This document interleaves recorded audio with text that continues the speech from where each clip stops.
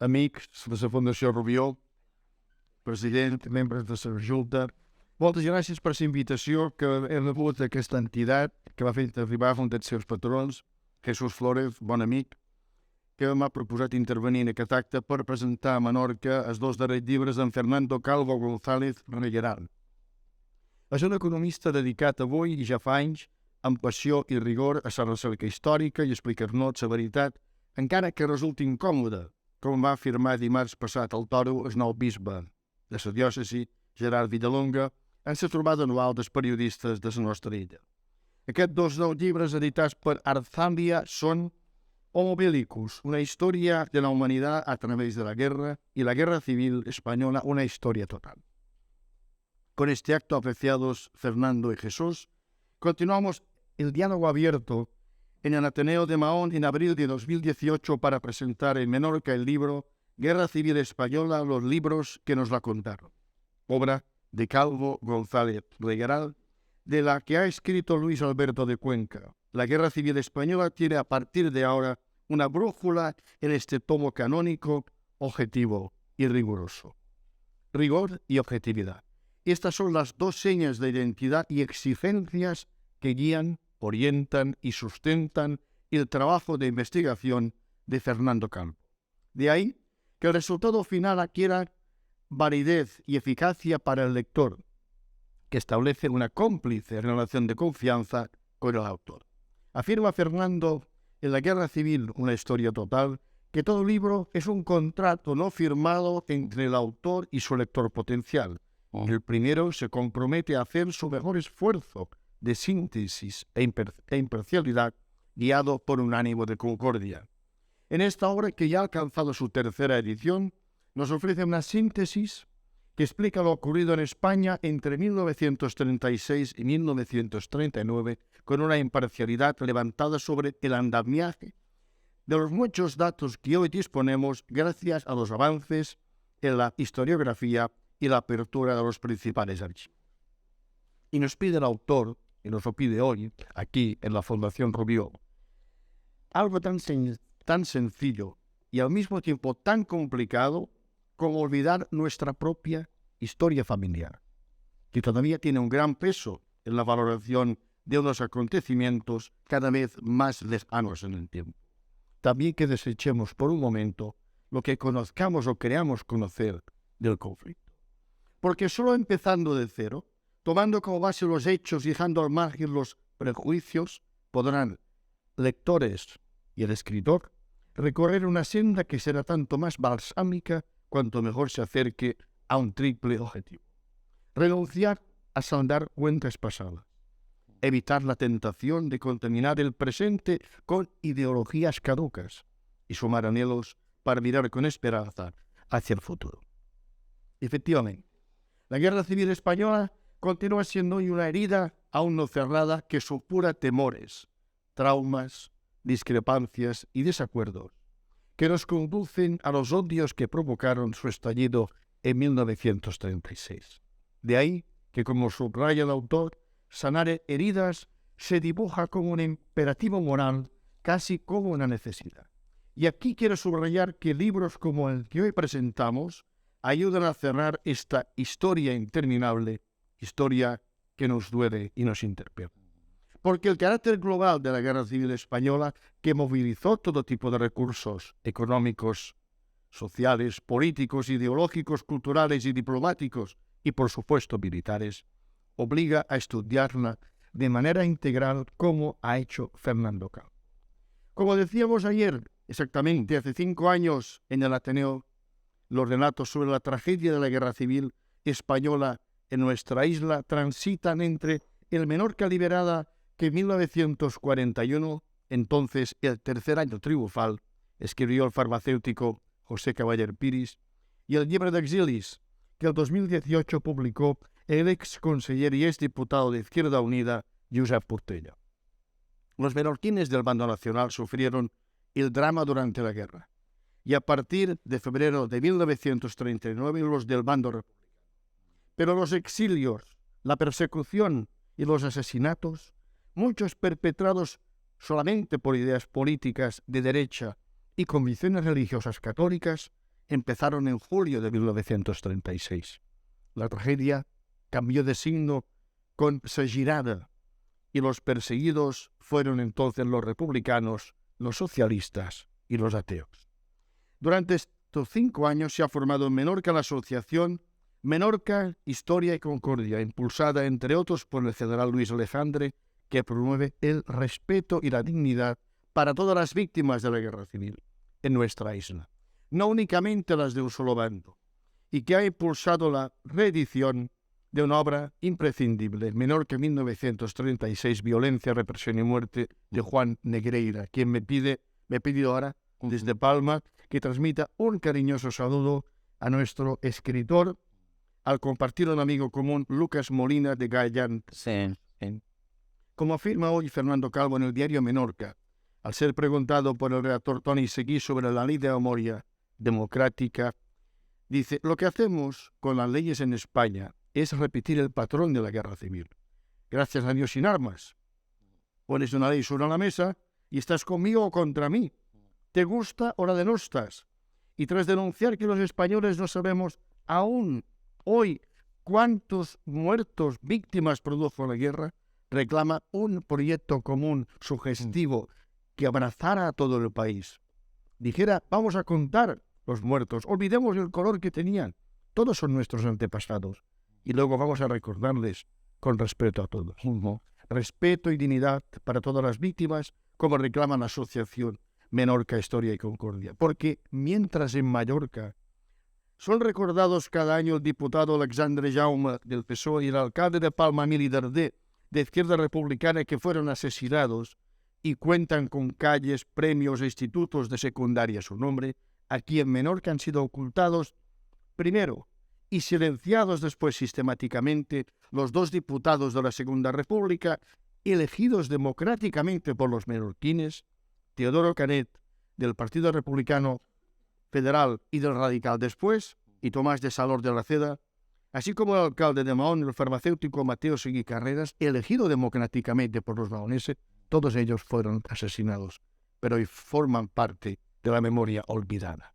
Ellos también tienen derecho a la dignidad, a la memoria, a la concordia, lo que exige que las leyes de memoria histórica amparen a todas las víctimas. Y para ello necesitamos libros como el que Fernando Calvo presenta hoy aquí en la Fundación Rubió. Su autor pone el acento en el empeño para ensayar nuevos intentos de entendimiento, al escribir que quizá vaya sonando ya la hora de que los españoles nos reconciliemos con nuestra propia historia compartida. Y porque nos lo debemos a nosotros mismos y a las generaciones venideras, que nos demandarán obras que ayuden a descansar en paz y a situar en el lugar que honrosamente les corresponde a todas las víctimas de la Guerra Civil Española. Todas. Gracias. Muchas gracias, Fernando, porque este libro aporta el análisis de una historia total, con mirada reflexiva, inteligente, sosegada, con actitud reconciliadora, y nos sitúa ante la vigencia de aquella frase, paz, piedad, perdón, que pronunció el presidente de la Segunda República, Manuel Azaña, en Barcelona el 18 de julio de 1938.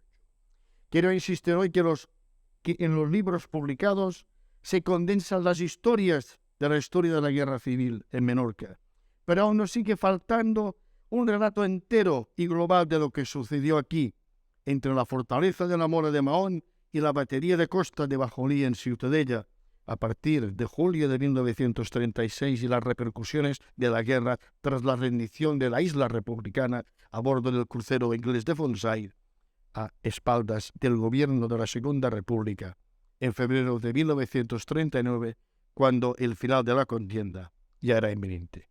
Vuelvo a pedir hoy ante ustedes, ante Hipólito Mercadal, ante Jesús Flórez, ante todos los amigos que nos acompañáis, que Fernando Calvo acepte y asuma la redacción de este libro de libros de la Guerra Civil en Menorca, una asignatura pendiente que se nos escurre entre los dedos porque ya apenas quedan testigos vivos, en la línea de tu estupenda obra Guerra Civil Española, los libros que nos la contaron.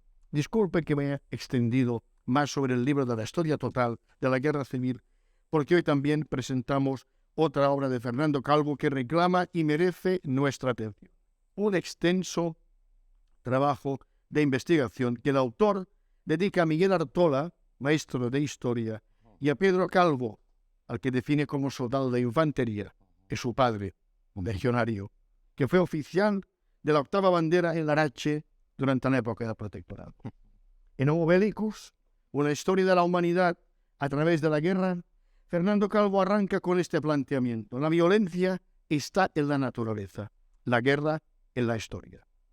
La tierra, cuna y sepultura, fértil o inclemente, generosa y avara al mismo tiempo, proporciona los recursos necesarios para que el ser humano satisfaga sus necesidades. Unos recursos caracterizados por ser limitados, pero susceptibles de usos alternativos. Y aquí es donde surgen los conflictos, las guerras, el homo bellicus. Si la escasez de recursos es fuente de discordias, la historia es océano que nunca se detiene. Y así vamos descubriendo en este otro libro cómo surgen, evolucionan y se consuman las batallas y las guerras, desde la piedra y el metal, la sal y el azufre, el carbón y el petróleo, al uranio y los bits. El hecho bélico es complejo, tanto en sus causas como en su desarrollo, también en sus consecuencias y efectos con un poder decisivo. Vencer o ser vencido. Ultima ratio regis. Este libro, una apasionante historia de la humanidad a través de la guerra, que incluso ha llegado a ser definida como un arte, el arte de la guerra. No es un mero catálogo de campañas militares ni un simple compendio de armamento.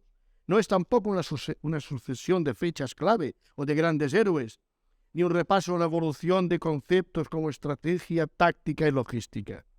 El principal propósito de esta obra, y para mí ahí es donde radica su gran valor, y cuya lectura os recomiendo, porque descubrimos otra concepción de la evolución de la humanidad, consiste en comprender la guerra para aspirar a la paz como bien supremo, para tratar de entender por qué el Homo sapiens, espiritual, intelectual, buscador de utopías, compasivo, sublime incluso, es capaz y opta por la agresión, la violencia más cruel y despiadada para convertirse en homo bélico. Porque efectivamente, apreciado Fernando, la única manera de evitar nuevos conflictos en el futuro consiste en comprender la guerra. Acabo. Hoy lo hacemos con tus libros. Aunque discrepemos, porque como dijo Voltaire, no comparto tu opinión, pero daría mi vida para defender tu derecho a expresarlo. Lo que hoy podemos hacer sin temor, desde el respeto y la tolerancia, aquí, en la Fundación Rubió, en esta España de los derechos y las libertades que nos permite debatir con afecto y fair play, apelando siempre a Cicerón. Historia es magistra vitae. Muchas gracias.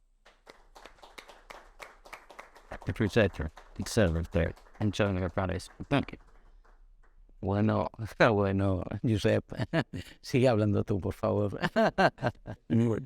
Maestro eres tú. Buenas tardes.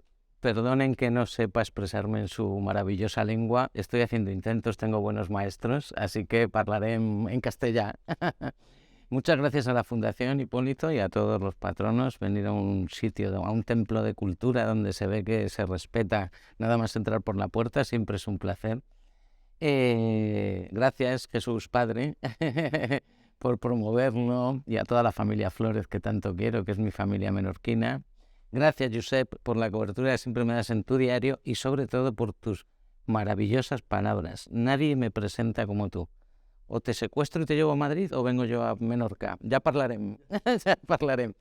Y gracias a todos ustedes por venir esta tarde. Iba a decir, pero a lo mejor es un poco presuntuoso, gracias a Menorca. Desde que desembarco del avión en Menorca me siento menorquín y es un paraíso, sobre todo cuando uno vive en una casa de 50 metros cuadrados en el centro de Madrid.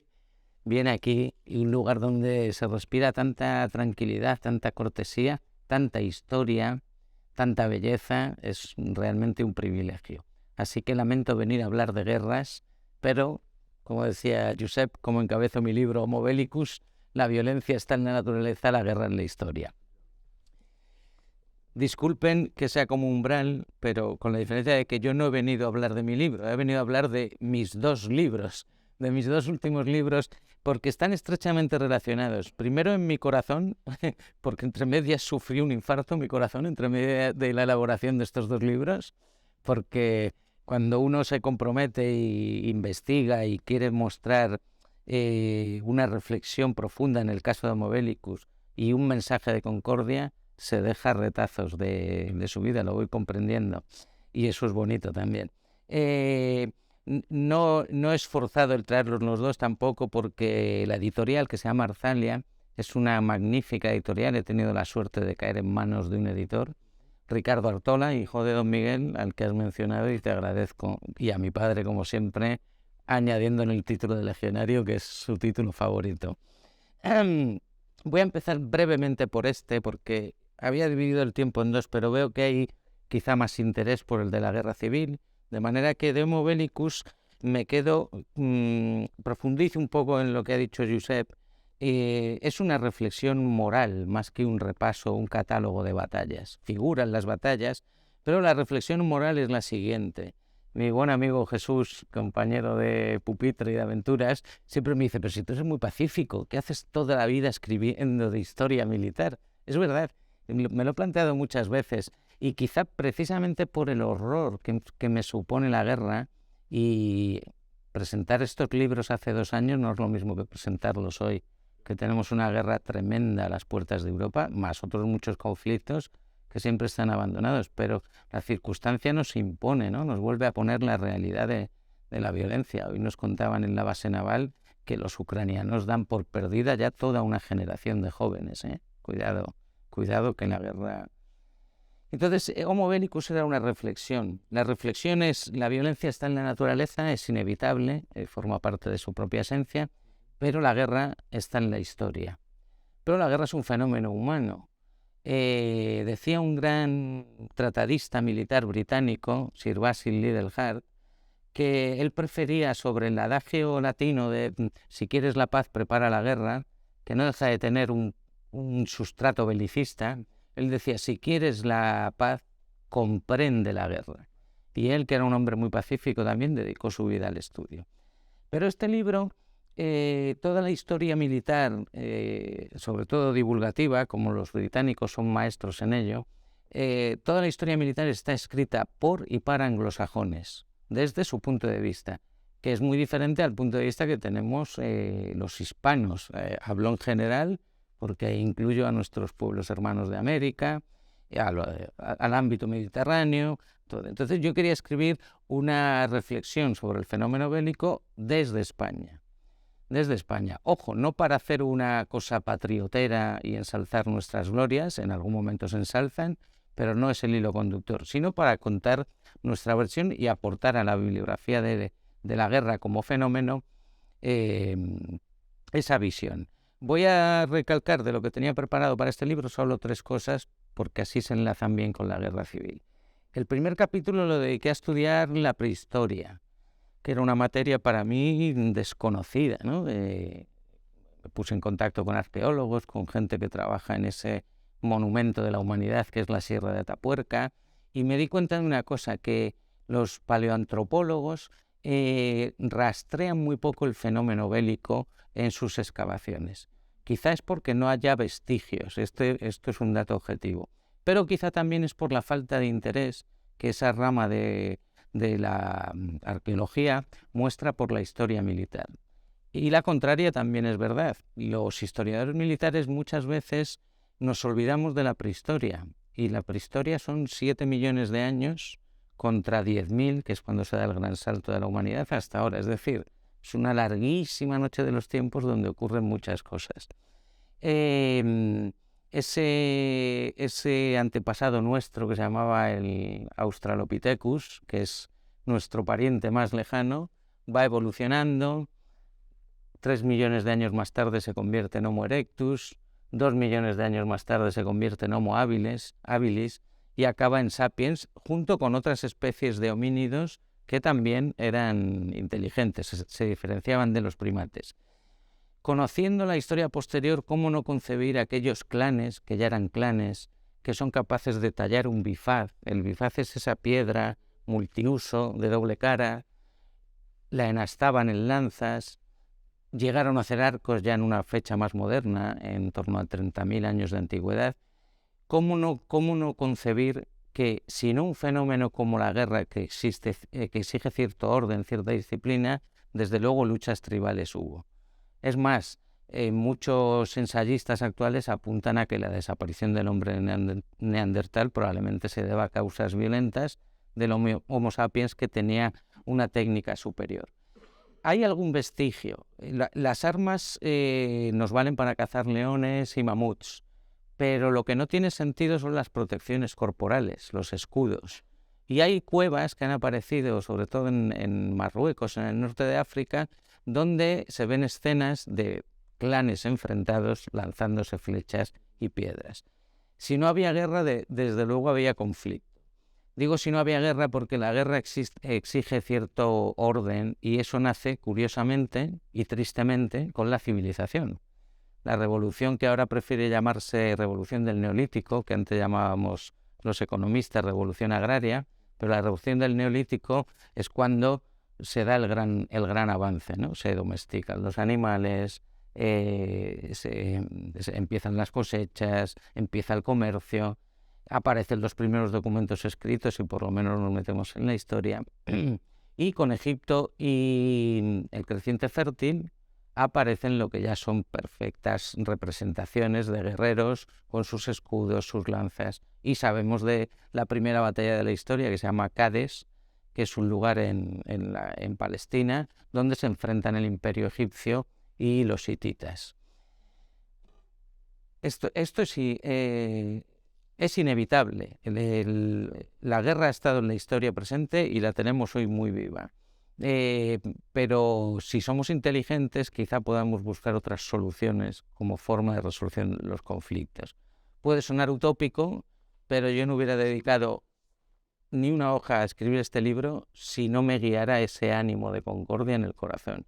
Creo que el siglo XXI o es de cooperación, y ya hemos empezado mal, o no será, porque los retos y las amenazas y las armas, el poder destructivo que hay es demoledor. Solo un par de apuntes más sobre este libro. He prometido que hablaría de Lord Nelson en esta isla, donde no necesita presentación, pero voy a hablar antes de un concepto que me parece muy importante y que luego recalcaré cuando nos metamos con la guerra civil. Las batallas, las campañas, las guerras, no se trata solo de valor y de audacia. Por supuesto que el valor y la audacia cuentan. Pero cuando los españoles, que nadamos siempre entre dos aguas, el nihilismo que destruye y que no nos reconocemos los grandes méritos que hemos tenido, o al revés, un patrioterismo que excede al sentimiento patriótico, cuando hablamos del Imperio Español nadamos entre, fuimos unos codiciosos buscadores de oro y arrasamos con todo, o el Imperio Español, los soldados de los tercios eran valentísimos y ganaron batallas. Bueno, España, que nos pitorreamos de todo, y eso es muy sano, pero nos hace desvirtuar nuestra propia histórica. Los grandes ejércitos de la historia siempre son los que tienen una mejor orgánica. Una orgánica es una organización que incluye la formación de la tropa, que incluye la formación de los mandos, las tácticas y demás. Y en ese sentido, mi buen padre, que me dejó la semillita, me decía que había habido en la historia 3 grandes orgánicas que habían prevalecido. No son infalibles, perdieron batallas, pero mantuvieron la hegemonía durante mucho tiempo. El primer modelo es la Legión Romana. La Legión Romana, que supera a la falange griega, pero la falange griega era una masa compacta defensiva, y la Legión Romana es flexible, se adapta a todo tipo de terreno y por eso permite a Roma conquistar. El segundo modelo son los tercios españoles, que fueron un modelo de organización. No somos tan desastre como nos creemos. Solo un esfuerzo de conquistar un continente, hacer la vuelta al mundo que hablábamos el otro día, mantener esa hegemonía durante muchos siglos, más de los que creemos, porque cada vez adelantamos más la decadencia española. Pero no hay que olvidar que las rutas marítimas con el Atlántico, hasta bien entrado el siglo XVIII y primeros del XIX, España no mantiene ya la hegemonía mundial, pero sí mantiene el poderío. Y lo que hizo grande a esas tropas es la orgánica, y entiendo por orgánica, luego hablaremos de la orgánica de los ejércitos en la guerra civil, y me refiero aquí al tercio español, para calificar como perfecto un modelo castrense han de cumplirse al menos 5 requisitos. 1, que sea una herramienta útil de proyección estratégica, es decir, que los mandos políticos, que son los que dirigen el brazo, puedan proyectarla donde quieran. Segundo, que sea polivalente en el orden táctico. Los tercios luchan en los pantanales de Flandes, que fueron su sepultura, pero luchan embarcados en Lepanto, luchan en la campiña italiana y siempre, como tienen una mejor organización, triunfan. Vuelvo a decir que hubo derrotas, pero... Tercero, que logísticamente su acción pueda ser no solo mantenida en amplitud, sino además sostenida en el tiempo. El gran aliado de las legiones romanas fueron las calzadas. Las calzadas romanas es lo que permite. El gran aliado del Imperio español fue el control de las rutas marítimas, fluviales en Europa y terrestres. Hay un ejemplo que ahora afortunadamente se está poniendo en valor, que es el Camino Español, que unía las posesiones que teníamos en el norte de Italia con Flandes. Y eso permitía al duque de Alba, al primer duque de Alba, un gran estratega, plantarse en 15 días desde el milanesado en Flandes con una buena tropa y directo a combatir. La cuarta característica es que las tropas han de estar continuamente instruidas y motivadas. Tropa ociosa, tropa que va a perder la guerra. Tienen que estar instruidos y motivados. Y 5, que cuenten con una cadena de mando bien engrasada que asegure con la disciplina, la eficacia. Esas son las características orgánicas. La referencia a Lord Nelson viene no solo por estar en Menorca, obviamente, sino porque yo en este libro, normalmente los que nos interesamos por la historia militar, vemos que hay una gran separación, que a mí siempre me pareció inexplicable, entre lo que es la historia militar terrestre y la historia militar naval.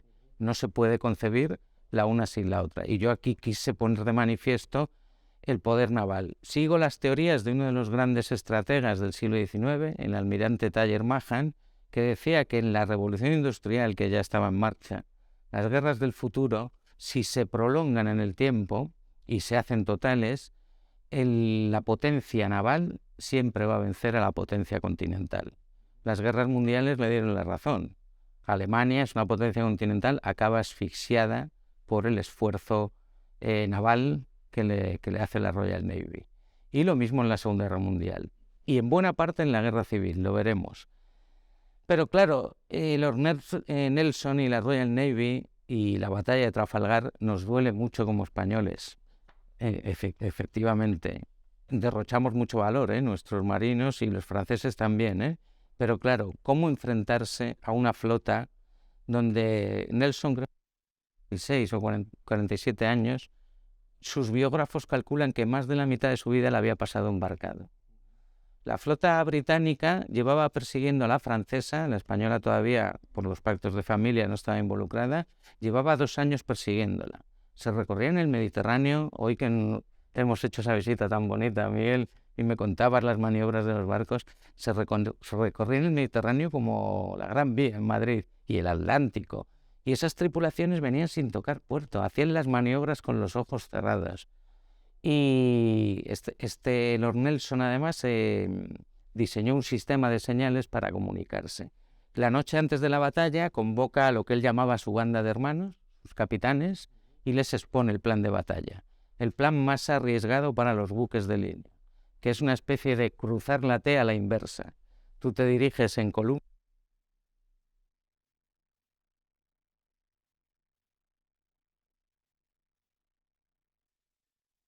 Nelson sabía que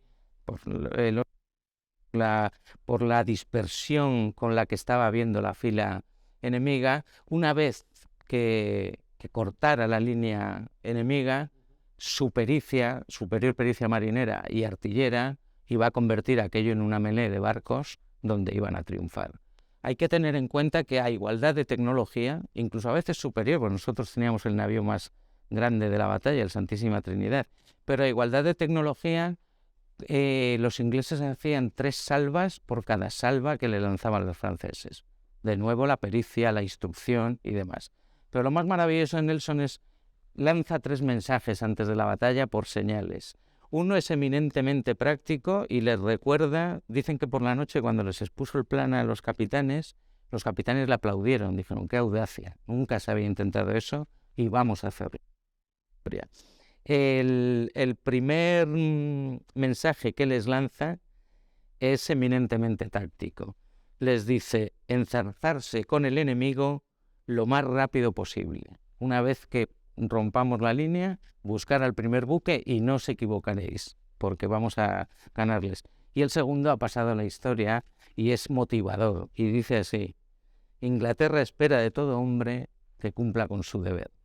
Es difícil enfrentarse a enemigos así, el valor de tu enemigo te honra y Lord Nelson ha sido uno de los grandes genios militares de la historia.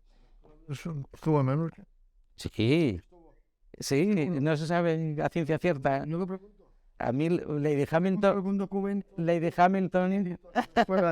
¿O eso ya escrito para periodista? Sí, yo no lo sé, habría que verlo, pero seguramente sí, como base logística, seguro, y su escuadra seguro, como punto de apoyo.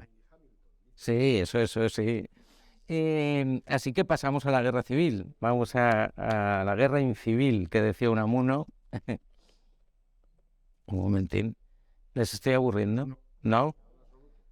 Bueno, vamos allá, vamos a la guerra civil. Hoy me han dicho, qué valiente, vas a hablar de guerra civil en plena campaña electoral. Digo, bueno, yo es que llevo 20 años hablando de guerra civil y hace mucho tiempo me puse una piedra en el lugar del corazón.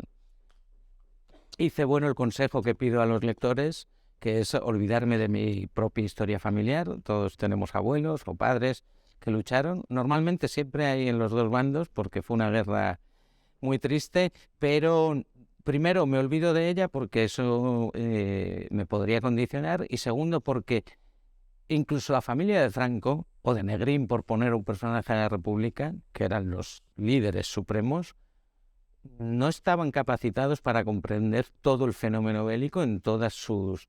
Entonces nosotros no podemos generalizar a través de la vivencia de nuestro abuelo lo que pasó en la guerra. Por supuesto está en nuestro archivo familiar, por supuesto hay anécdotas que son muy representativas, sobre todo las que nos hablan de la dureza tan violenta que asoló a España, pero no podemos generalizar, tenemos que ir a los datos.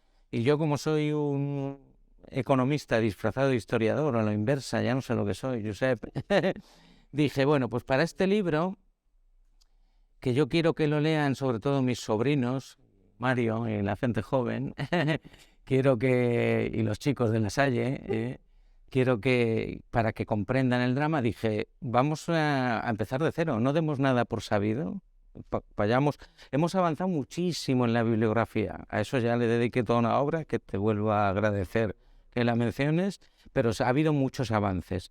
Lo que pasa que es un poco el día de la marmota.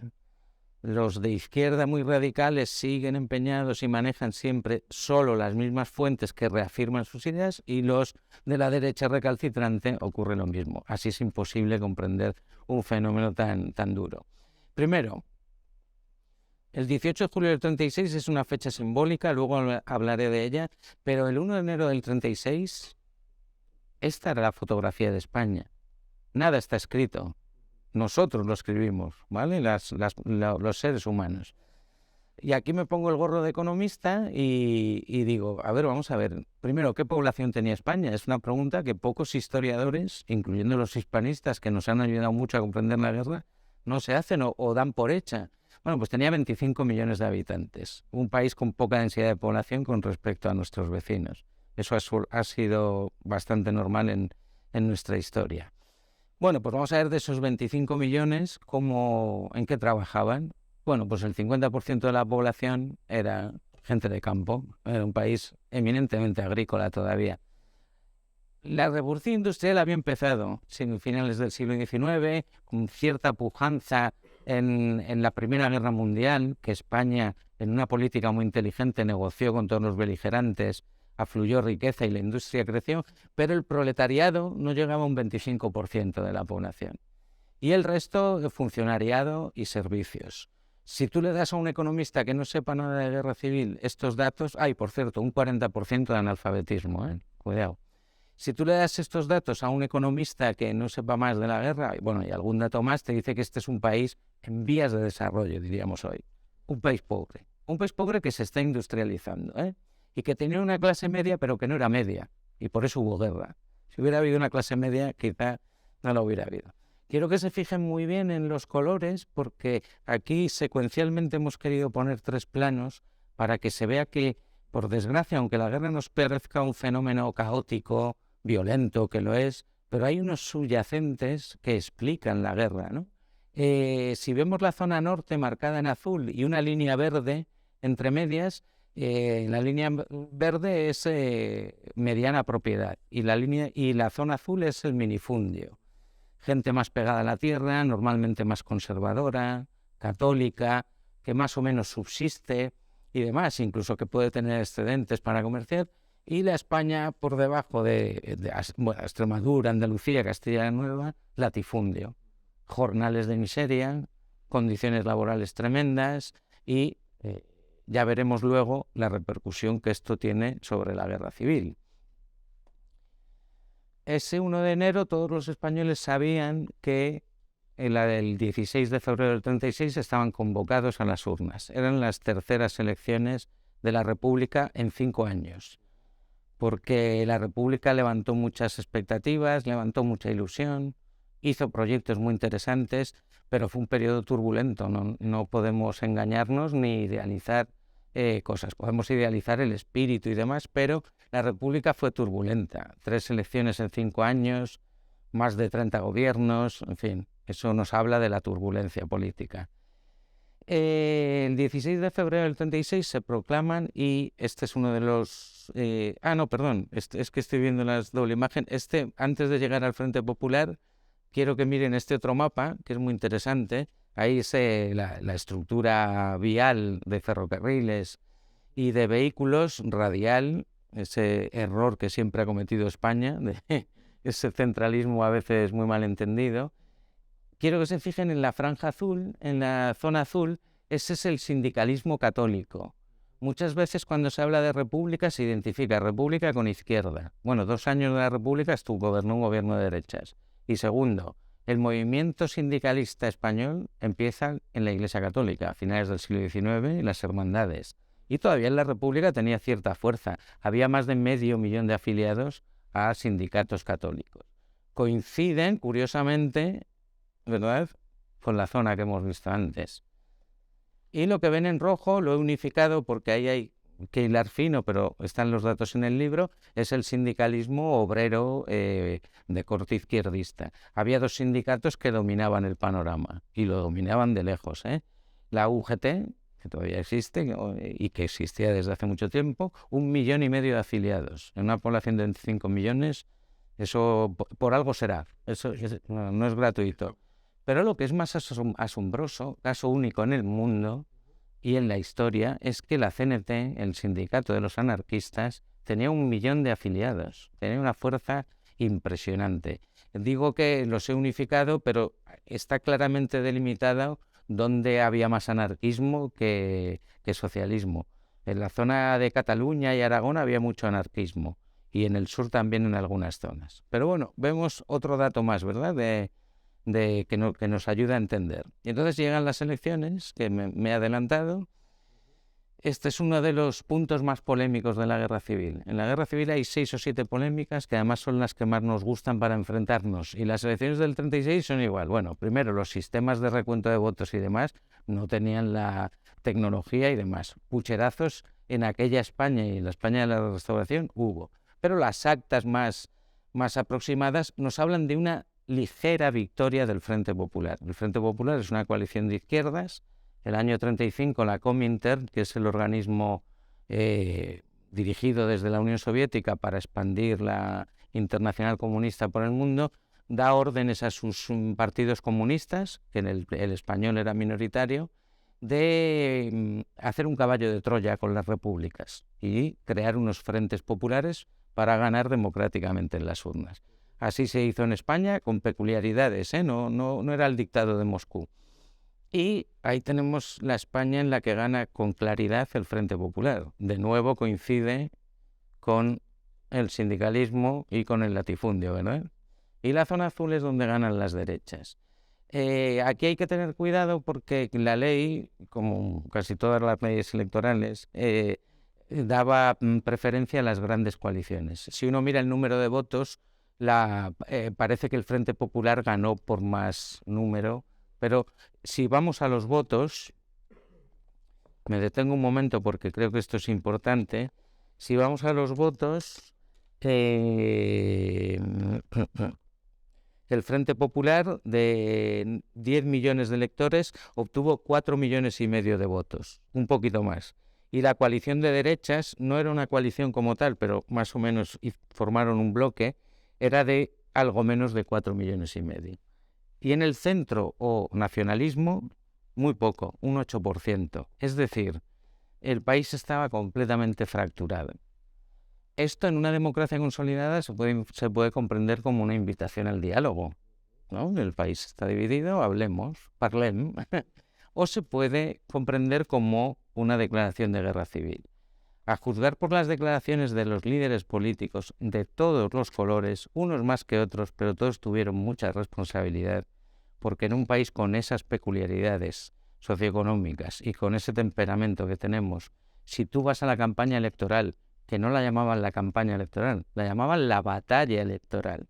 Y estos son los mensajes que lanzaban los líderes para esa campaña electoral. Empiezo por los más radicales, pero luego voy a ir al centro. Por lo más radical hacia la derecha, aunque no se consideraban derecha, pero era derecha, la Falange, el movimiento filofascista español, decía, si el resultado es contrario a los destinos de España, la Falange relegará con sus fuerzas las actas del escrutinio al último lugar del menosprecio. Viva la democracia. Pero es que los anarquistas, que no dieron tregua nunca a la República, la mayoría de levantamientos contra la República fueron anarquistas, decían, para que sea efectiva la revolución hay que destruir completamente el actual régimen. Vamos con los moderados. Jodo con los moderados, incluyendo mi respetado y idolatrado no, pero mi muy respetado Azaña. Azaña en esta fase está muy radicalizado y dice lo siguiente: el triunfo de la República no puede ser pactado, tiene que ser total, a banderas desplegadas, con todos los enemigos delante. El lenguaje, enemigos, pero Gil Robles, que era la derecha republicanizada, moderada y demás, decía, el único problema vital de España es el aplastamiento de la revolución. La UGT, nuestro querido largo caballero Jesús, decía, ganando las derechas tendremos que ir a la guerra civil declarada. Esto no es una amenaza, es una advertencia. Bueno, pues con este panorama tienes un fuego vivo, problemas económicos, sociales, hambre, porque España había sufrido con cierto retraso la crisis del 29, pero no porque su sistema financiero fuera fuerte, precisamente por todo lo contrario, porque era muy débil, que casi estábamos tan atrasados que ya más atraso, pero el entorno estaba muy atrasado. Es interesante decirlo porque en aquella época el comunismo estaba funcionando a pleno rendimiento con las políticas de Stalin, de los planes quinquenales, y el fascismo en Italia funcionaba como un reloj. Las democracias capitalistas estaban noqueadas y por lo tanto lo que hoy nos parece lo que fueron regímenes monstruosos, el comunismo, el fascismo, entonces eran ideales, la gente quería estar ahí. Y todo eso va calando y nos plantamos en una fecha simbólica y tremenda que es el 18 de julio del 36. Digo que es una fecha simbólica porque en realidad la sublevación comienza el 17 de julio en Marruecos. Bueno, una noche antes, el 16 de julio ya se subleva una unidad por la noche. Y para mí dura hasta el 31 de julio. Son 2 semanas frenéticas donde se desatan unos odios tremendos, ajustes de cuentas, que responden no solo a la política, sino a querellas internas, parcelas de tierra, odios y demás. Y en esos días España es un auténtico matadero, es un auténtico baño de sangre.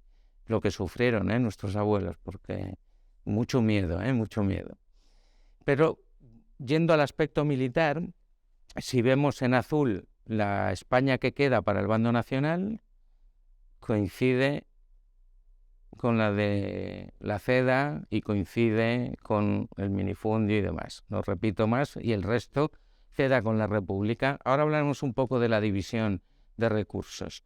Pero lo más sorprendente desde el punto de vista militar es que en 2 semanas que fueron muy intensas, muy dramáticas y tremendas, pero que es un suspiro en una guerra, se han formado los frentes de batalla. Ese mapa que vemos ahí es la suerte está echada. Ya va a haber una guerra, por cierto, mucho más largo de lo que cualquiera de los conspiradores y de los que cualquiera que esperaban que cierta parte del ejército se sublevara pensaban. No pensaban que la guerra iba a ser ni tan larga ni tan dura. Ya están perfectamente fijados los frentes. Por hacer referencia al lugar donde estamos, Baleares queda Mallorca, Ibiza, luego hablaremos de lo que ocurrió en zona nacional, y coincide con que la coalición de derechas había ganado con bastante diferencia. Aquí en Menorca también, pero en Menorca por otros motivos que ahora no vienen al caso, queda para el gobierno. Una guerra moderna, industrial, olvidémonos de esa maravillosa película que explica mucho de la guerra, pero que distorsiona la vaquilla. La guerra de España no fue la guerra de la vaquilla, la guerra de España fue, yo diría, me atrevería a decir, reflexionando en las presentaciones que he hecho de este libro, es que se da entre medias de las 2 guerras mundiales y no se trata de poner en una balanza, ¿no? Pero para mí seguramente sea la tercera guerra en importancia del siglo XX. Que es decir mucho, por las repercusiones internacionales que tuvo, por el número de combatientes que hubo, luego hablaremos de ello. Es decir, es una guerra muy seria. El 1 de agosto ya se sabe que va a ser una guerra muy seria y de hecho los 2 bandos ya han pedido ayudas al exterior. Pero vamos a ver la división de recursos un momento, porque, me quedo en este. Una guerra moderna no se hace solo con elementos militares. Se hace con todo tipo de recursos económicos, financieros, diplomáticos. De los 25 millones de habitantes, 13 millones quedan en el lado republicano. No quiere decir que fueran todos rojos peligrosos, que por circunstancias en la zona que controla el gobierno hay 13 millones. Y en la zona controlada por la sublevación hay unos 11 millones y medio. No eran todos fascistas peligrosos, eran 11 millones y medio. 2 datos muy significativos.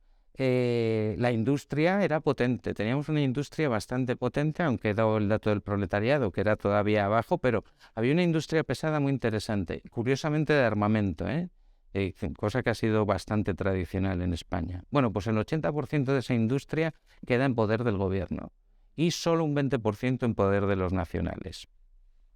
Todo esto está explicado en el libro, y son las fuentes más fiables que yo manejo. Es decir, que no me gusta martillar los números, que en eso los economistas a veces lo hacemos, no. Ahí en el libro encontrarán todas las fuentes. Pero claro, el Producto Interior Bruto Agrario, que era tan importante, el 70% queda para los nacionales. Y si la guerra se alarga, los soldados tienen la costumbre de comer 3 veces al día, y la población civil también. Por eso enseguida en el bando republicano se pasan penurias alimenticias. Hay una descompensación. Hay una economía agraria, que es la nacional, versus una economía industrial. Y luego hay una baza que la República, para mi gusto, y ese ya es juicio de valor, pero yo creo que se puede adelantar, es una baza con la que la República hubiera ganado la guerra si la hubiera empleado de una forma más eficaz. Si hay tiempo hablaremos un poco de ello. España tenía las 4º reservas de oro más importantes del mundo. Estados Unidos, la Old Lady, la Banca de Londres, la Banca de Francia, con muy poca diferencia, y nosotros. Teníamos 707 toneladas de oro amonedado, mucho más valioso que los lingotes. Cuando pensamos en la Cámara del Banco de España pensamos en lingotes, no. Y por supuesto no era el oro de América, ese ya se había dilapidado hace mucho tiempo. Era la riqueza que había venido con la Primera Guerra Mundial y se custodiaba. El 100% de esa, bueno, salvo cantidades residuales en las sucursales que quedan en el bando nacional, todo eso queda para la República. Y digo que con eso se puede ganar la guerra, porque una guerra, como recordó Indalecio Prieto, ministro socialista ya en plena guerra, recordando a su vez a Napoleón, decía, una guerra se gana con 3 cosas, dinero, dinero y dinero. Y esos son los datos de partida. Pero claro, lo más interesante, porque esto rompe ciertos tópicos, es que el ejército se divide. El ejército vive una fractura muy traumática y de hecho muy dolorosa. Y ello explica que hubiera una guerra civil. Porque si la imagen romántica o popular que tenemos y y que parece que cada vez se impone más, pero que no es cierta, no se compadece con los datos, es que aquello fue el ejército en bloque, liderado por Franco, que Franco no fue el que organizó la conspiración. El ejército en bloque se enfrenta a un pueblo desarmado. No, el ejército se divide, en especial la oficialidad. España estaba dividida en lo que antiguamente eran capitanías generales y 2 comandancias, una de ellas la de Baleares. Vuelvo a decir lo mismo que antes, no era el ejército más potente del momento, pero no era un ejército nada despreciable. Teníamos muy buen armamento artillero, y la artillería en una guerra como la nuestra tuvo mucha importancia. Y de las 8 divisiones orgánicas, ahí están marcadas en azul con los signos que emplean los militares y que se explican en el libro. No me detengo para no aburrirles, pero más o menos el 60% de las unidades, si lo medimos por orgánica, quedan con el bando nacional y el 40% con el republicano.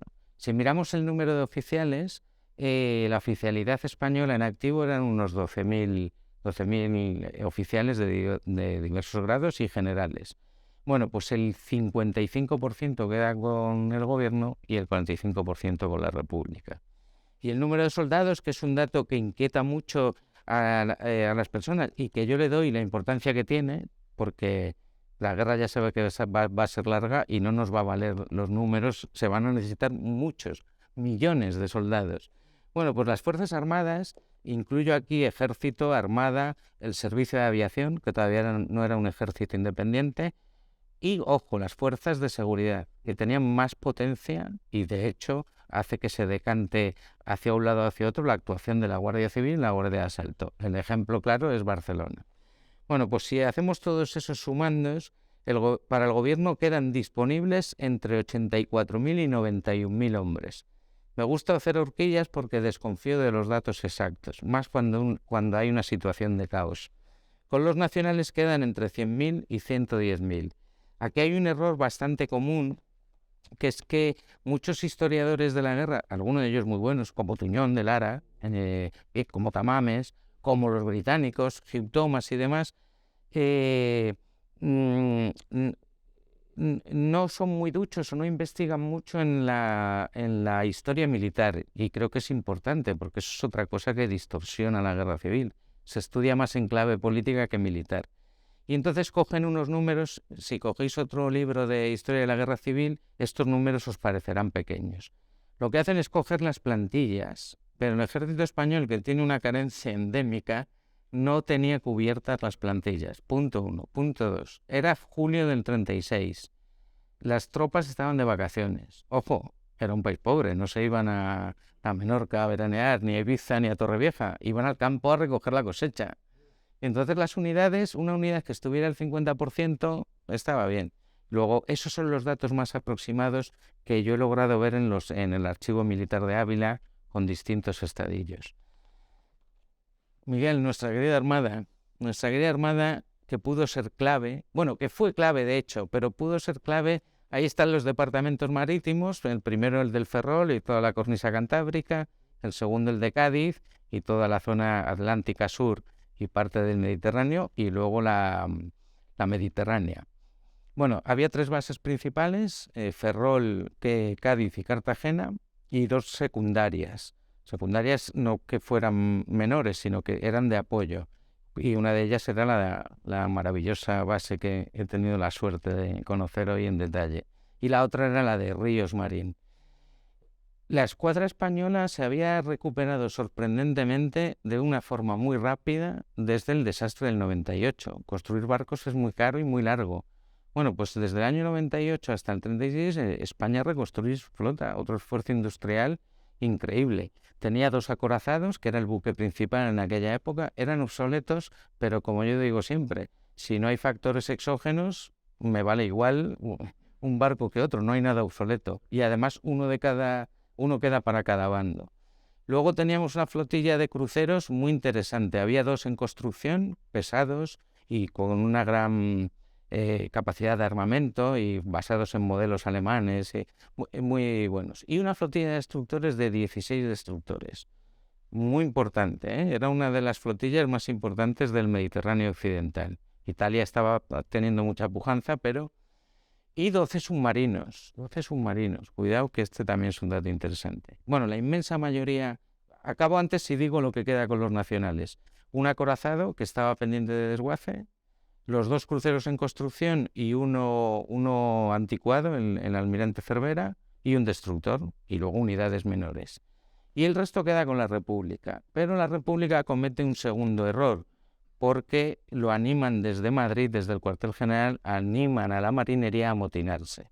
Probablemente se hubiera amotinado sola, porque la marinería estaba muy trabajada, como se decía antes, políticamente, por razones obvias, oficio técnico y demás. Pero claro, si tú matas al 80% de la oficialidad embarcada, se calcula que mataron al 80% de la oficialidad embarcada, no del cuerpo general entero, pero de los embarcados. Tienes los barcos, pero no tienes quien los navegue. Tienes buenos técnicos, maquinistas, artilleros y demás. Y este va a ser un lastre, luego hablaremos de la guerra naval, que la República otra vez no supo poner a su favor. Y luego está la guerra. La guerra es un poco monótona desde el punto de vista estrictamente militar, porque un bando toma la iniciativa desde el principio, que es el de los nacionales, y tienen muy claro los objetivos que quieren. El primer objetivo es político. Y de hecho Mola, que es el verdadero cerebro de la conspiración, decía que tenían que actuar sobre Madrid 4 columnas de una forma rápida, violentísima y de una forma muy, muy dinámica. 3 bajarían desde el norte y 1 desde Valencia. Descartaba que Madrid triunfara la sublevación, porque sabía el paño y sabía la fuerza de las milicias y de la Guardia Civil, y así fue. Descontaba que Barcelona iba a caer. Y ojo, Barcelona queda para la República por 2 fuerzas muy ibéricas, la CNT, que eran anarquistas, la Federación Anarquista Ibérica, no eran nacionalistas en el sentido que le damos hoy, y la Guardia Civil. Son las fuerzas que hacen que Cataluña quede para la República, porque había un movimiento de derechas fuerte. Ayudaron con dinero al bando de Franco. Total, cuando se ve que eso fracasa, hay que pasar el ejército de África, la legión, los regulares, las mejores tropas a la península. Pequeño detalle, la Marina está en condiciones de bloquear el estrecho. De hecho lo bloquea, pero con cierta timidez. Y es la primera ayuda. Bueno, el gobierno de la República había pedido ayuda al Frente Popular francés y Franco manda un emisario a Berlín y le pide algo tan sencillo como 10 o 20 aviones de transporte para poder pasar. La ayuda internacional también ha sido, para mi gusto, mal explicada. Es importante la cantidad de armas que vino. Aquí vino de todo.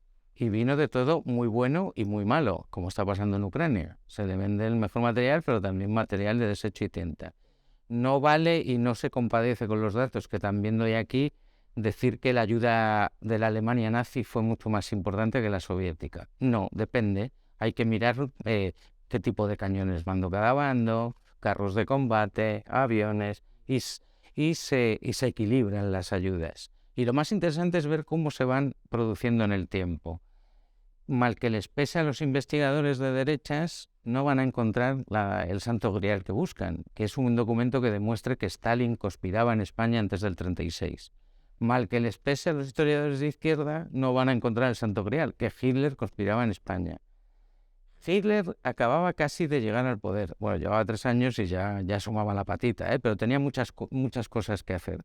Y Stalin estaba sumido, primero, en los planes económicos, segundo, en dominar a Ucrania, con un movimiento de hambruna tremendo, por cierto, y tercero, en hacer pogromos para acabar con los últimos focos de resistencia. Cuando en octubre, tan tarde como en octubre, los dos dicen, aquí podemos hacer una carrera de armamentos, no es que se lo digan entre ellos, pero van subiendo, lo que vienen a ganar el oro de Hitler y el oro de Stalin, el de Mussolini, que nos explicó muy bien Manuel Aguilera, por cierto, es otra cosa, sí. Pero el oro que venían buscando Stalin y Hitler a España era tiempo, necesitaban tiempo. Y además en un extremo totalmente alejado de sus esferas de intereses. Este país exótico para los europeos que está en una punta y se ha producido una hoguera, nos viene fenomenal, porque así tenemos las manos libres. Hitler para remilitarizar Renania y plantarle una amenaza a Francia, luego para invadir Austria, Luego, para invadir Checoslovaquia, cuanto más se prolongue la hoguera española, mejor. Stalin: acabo mis pogromos, me rearmo, controlo la amenaza china. Cuanto más se alargue, tiempo. Pero qué casualidad, Stalin descubre, si no lo sabía ya, que en España estaban las cuartas reservas más importantes de oro. Luego ganan dinero. Toda la ayuda de ambos bandos se paga, Se paga con el ahorro de los españolitos, el oro, y Hitler: no tenéis dinero, pero ahí tenemos a una persona que conocían más que a Franco, a Juan March, también relacionado con esta tierra, ¿no? A este le conocían en la banca Kleinworth, le conocían en la gran banca de Nueva York y le conocían en la banca alemana, seguro. March está detrás. Créditos. Los créditos se estuvieron pagando hasta el año 60, O sea que España nos salió cara a la broma, Por supuesto en muertos, pero lo pagamos con el oro, o sea, con el ahorro, y con créditos, o sea, con el trabajo de los españoles. Y luego haré algún dato más de la ayuda extranjera, pero relativicémosla. Lo único que hace la guerra extranjera, no, lo único no. Lo más grave de la ayuda extranjera es que sube la escala de la guerra a un nivel único. Desde la Primera Guerra Mundial, luego, claro, viene la Segunda Guerra Mundial y también el efecto de perspectiva histórica nos hace perder, pero es una guerra que la República moviliza 1.700.000 soldados y los nacionales 1.250.000. Es una guerra de soldados de reemplazo. Ni los milicianos de un lado y de otro, porque milicianos hubo en los dos bandos, fueron muy importantes al principio para nutrir unidades, pero se calcula que no rebasaron en el bando republicano un poco más, unos 100.000 milicianos por cada bando, un 10%.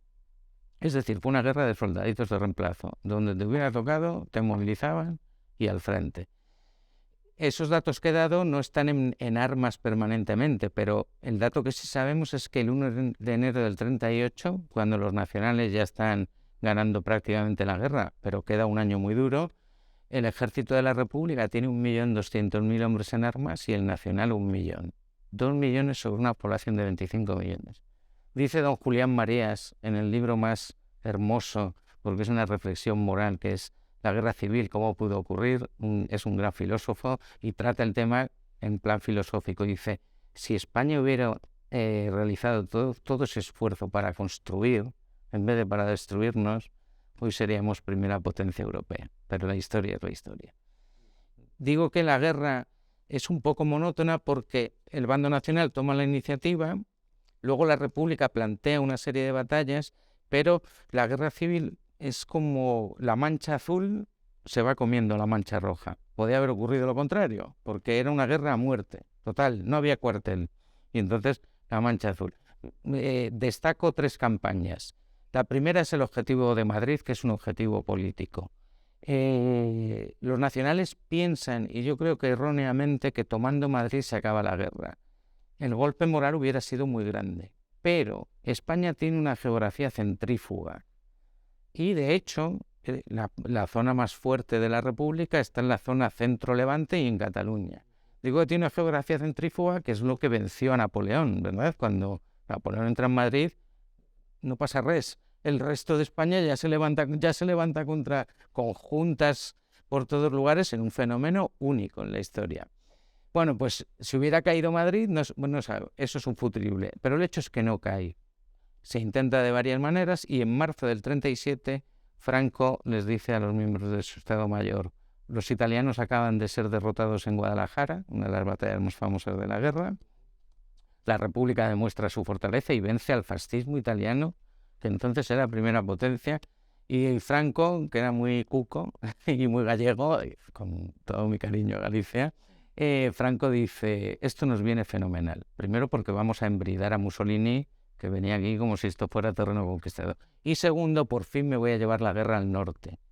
Porque la guerra se va a ganar en el norte. En Madrid nos vamos a dejar los dientes. Y conquista toda la cornisa cantábrica. Guipúzcoa ya lo había conquistado para cerrar la frontera, pero conquista Vizcaya con sus Altos Hornos, conquista Santander y conquista el resto de Asturias que no dominaba. A partir de esa fecha, octubre del 37, voy a citar a una profesora de economía excelente, afortunadamente la bibliografía de la guerra ha avanzado mucho en el estudio económico de la guerra. Y esta profesora, Elena San Román, dice que cuando los nacionales se hacen con el norte, han invertido completamente la situación y ya todo está a su favor. A ver si lo encuentro un momentín, porque merece la pena la cita. Perdonad un momento.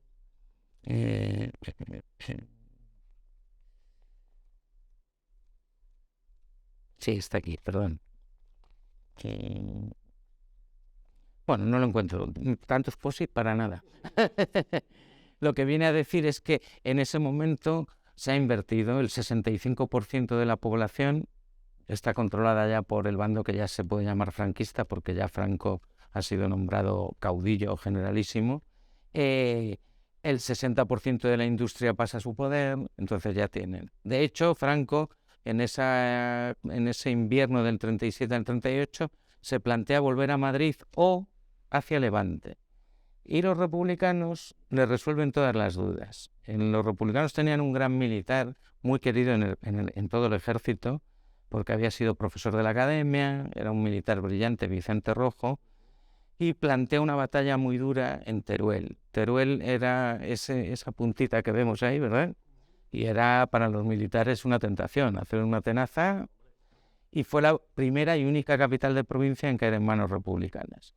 Lo que pasa que Franco coge toda la masa de maniobra que tenía preparada para volver a Madrid, la dirige a Teruel, la batalla es durísima, se lucha a 30 grados bajo cero, muertos de congelación.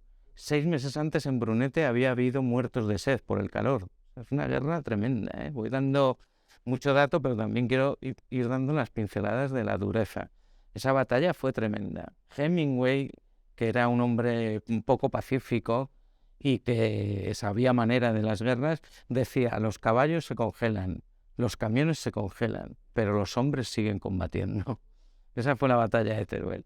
Y la batalla de Teruel, lo más importante desde un punto de vista estratégico, es que una vez que Franco vence, después de 2 o 3 meses de batalla, tiene toda la masa de maniobra orientada hacia el sur. Corta el mar, llega a Vinaroz y Benicarló y parte la zona republicana en 2. Entonces, el objetivo político no se consiguió, Madrid, el objetivo económico se consigue, el bando de Franco, digo, y ahora ha conseguido un objetivo militar, que es llevar la guerra hacia el Valle del Ebro, que es donde tradicionalmente las guerras que se han dado en la península ibérica se resuelven. Pero ¿cuál es la sorpresa? Que en julio del 38, la República, muy batida, pero ya con un ejército muy duro y con mandos profesionales, cruza el Ebro, no en un barquito de vela, como decía la canción, sino con medios de paso muy potentes. El cruce del río es una de las operaciones más delicadas que se puede hacer en una guerra, y los republicanos lo hacen muy bien y sorprenden a los nacionales. Y se produce la batalla más grande de la historia de España, sí, de la historia de España, y de la guerra, desde luego, y de la tal, que es en la batalla. Dura desde el 25 de julio del 38 hasta finales de noviembre de ese mismo año. 5 meses de guerra a muerte. Yo he pateado todos los escenarios de batalla, porque mi padre me enseñó que hay que hollar el terreno. Y los escenarios de la batalla del Ebro son estremecedores. No sé si alguien ha estado. Si no, lo recomiendo, primero porque es una zona muy bonita que nuestros germans catalanes llaman la Terra Alta, porque está un poco elevada. No son grandes alturas, pero son montañas cortadas a pico. Y ahora tú pones 100.000 españoles de un lado y 100.000 de otro, ¿a que no tomas esa colina? Bueno, pues la lucha fue a muerte, fue brutal. Pérez Reverte acaba de sacar una novela ambientada y creo que la describe muy bien, Línea de Fuego. Pero los nacionales vuelven a imponerse, tiran hacia Cataluña. Habían evitado Cataluña porque llevar la guerra tan próxima a la frontera francesa podía ser peligroso, porque Francia tuvo un plan de movilización para intervenir en la guerra de España. Y el último trimestre de la guerra tenemos que mirar al escenario internacional. Los últimos 3 meses de la guerra, Franco se sabe vencedor, los republicanos se saben vencidos, pero Negrín, que es un hombre práctico, dice: resistir es vencer. El panorama internacional se está enrareciendo. Si empalmamos nuestra guerra con una guerra entre los fascismos y la democracia, la Segunda Guerra Mundial, la República tiene un balón de oxígeno. Lo que pasa es que mucha gente de su propio bando, de hecho, le dieron un golpe de Estado. El escenario internacional está muy complicado. Lo que Stalin y Hitler ya habían ganado todo lo que tenían que ganar y cuanto antes acabara la guerra mejor.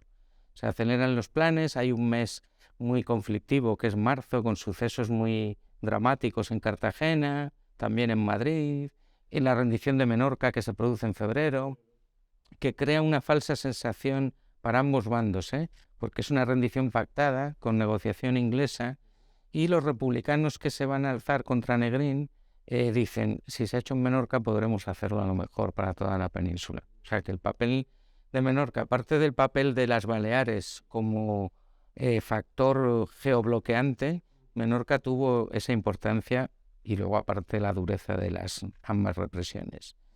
Y la guerra termina el 1 de abril con el famoso último parte, ¿no?, de el día de hoy, cautivo y desarmado, etc.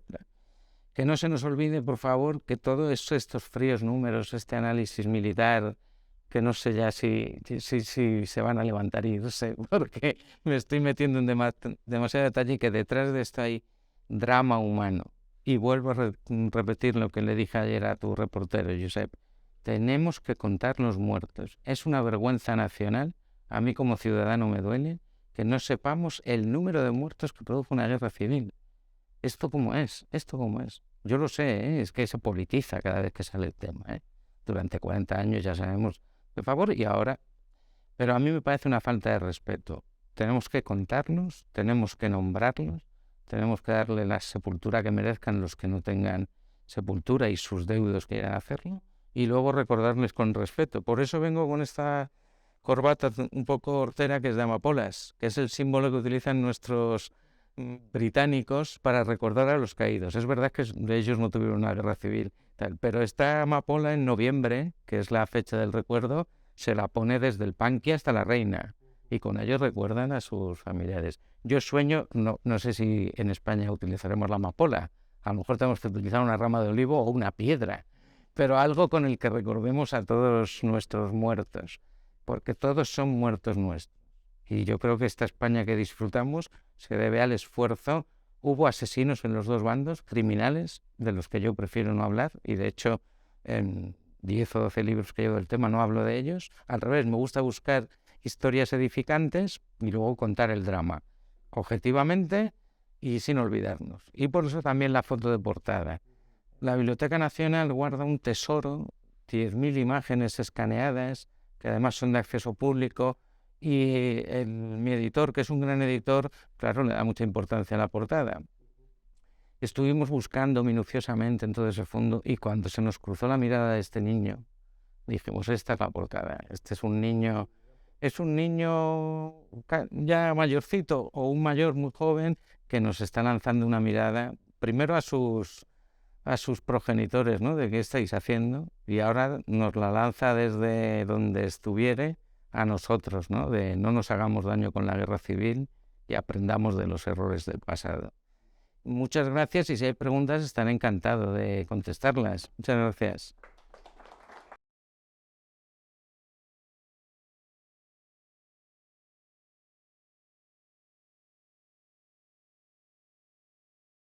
Me he pasado de tiempo, ¿verdad? Me he pasado de tiempo. Ha sido interesante. Ha sido fluido. Bueno, muchas gracias. Bien. ¿Y alguna pregunta de ustedes? ¿Y el micrófono preparado? ¿Y el micrófono? A veces tiene un pregunta en castellano. Buenas noches. We want to laugh at you much about estupendas. Pero voy a hacer una antepregunta de lo que yo Perfecto. 52 cumplo este año. Soy 52, soy del 71. Yo tengo 84. Sí. Está usted muy bien. Tengo un capitán republicano. Sí. Entonces, imagínese Menorca. Sí. Como le fue. Sí. Pero al principio de la guerra, resulta que ya era oficial de artillería. Ajá. Estuvo como si fuese un fascista. Y se salvó de milagro como al 10 de mayo. Lo que los historiadores no saben, y yo digo, un amigo mío que es el director del periódico Menorca conoce a Tomás Serra, que hablo continuamente con él, somos amigos de la infancia, y le expliqué un día que el día de Menorca había salido un historiador que había contado que no sabía por qué unos oficiales no los habían matado ni ofrecen. Y yo digo, yo sabía la respuesta y se lo dije a él. Y me dice, pues hazte una carta al periódico Menorca y se lo mandarás al historiador y tal. Digo, no, yo no he escrito nunca ninguna carta, pero sí que con mi padre, me acuerdo muy bien después de la guerra, que cuando se habla de la gente de clase media, pero no se habla de clase media económica, clase baja económica, clase alta cultural. En mi casa había una buena biblioteca y mi padre, como capitán de artillería, sabía muchas matemáticas y al principio nos subió a yo y a mí y a mi hermana dando clases. Siendo representante, yo a los 12 años tuve que ir a trabajar. No terminé ni querer. Lo terminé con un examen libre, dijéramos. Pero a las 6 de la mañana, mi padre me hacía levantar y me daba clases. Y yo digo, yo con 84 años que haré ahora, pues a mí me va bastante bien, me defiendo muy bien.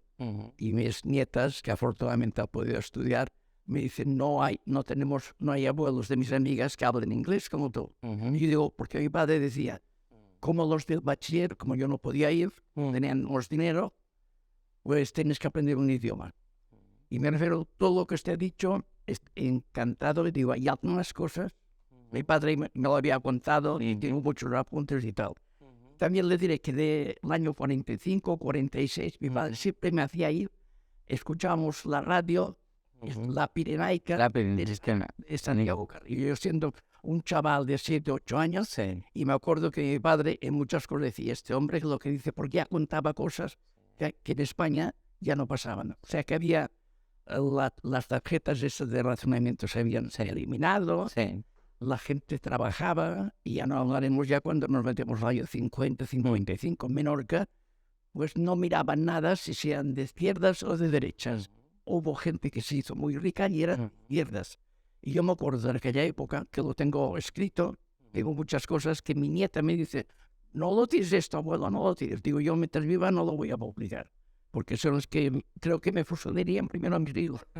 Y después de los que hablo, de que yo no diré de un cambio de chaqueta, no. Cada uno puede cambiar de chaqueta. Lo que sí tengo muy claro, como ajedrecista, cuando somos dos jugadores equidistantes y hacemos tablas, no hay ni vencedores ni vencidos.